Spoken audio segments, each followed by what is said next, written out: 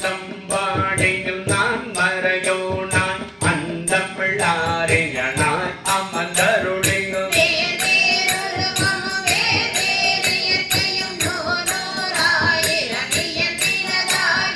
பேருடையை சட்டி புவடியை உய்ய ஊருடை மங்கையும் காணும் வந்தருளே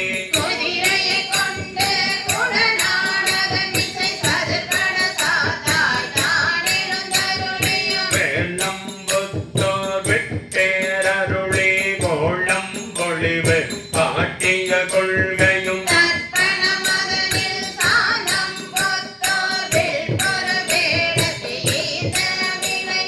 முக்கணியரு